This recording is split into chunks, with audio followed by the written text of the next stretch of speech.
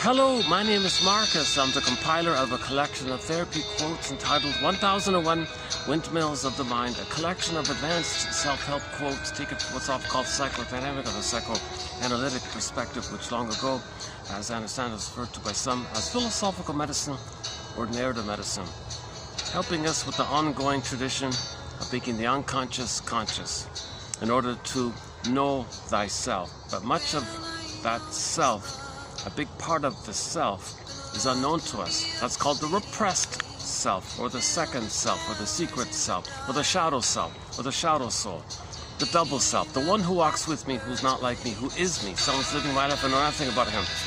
And that's a therapy idea whereby you fantasize a character that embodies everything about you that you don't know. Who you'd be had you been loved. So there's your goal, your potential, your gifts, gain knowledge of the trauma, what coping strategies you use, the imprints that you lay down, and how you're and what you're doing to make yourself unaware of what you're doing. A lot of knowledge, a lot of story, a lot of history, and the reason it's sort of sustaining like that, it's not like recently a quote was, when there's trauma, it's not like trauma leaves a calling card and goes away kind of thing.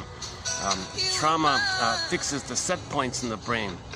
The set points for cortisol are too high, and for serotonin, oxytocin too low. And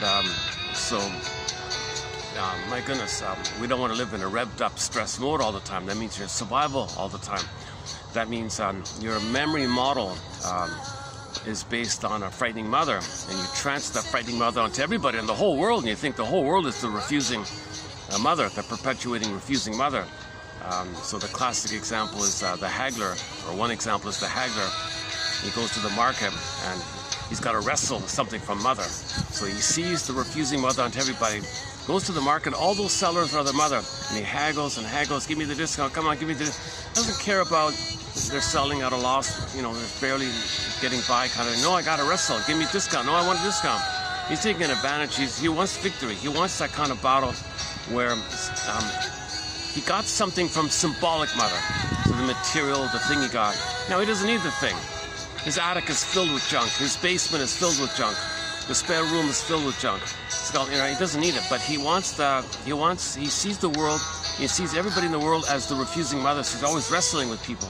So he can be greedy and not care about others like that, because he feels entitled to get discount, entitled. Now we're not talking about, reasonable cases if the seller is overselling and you gotta bring it to reality. We're talking about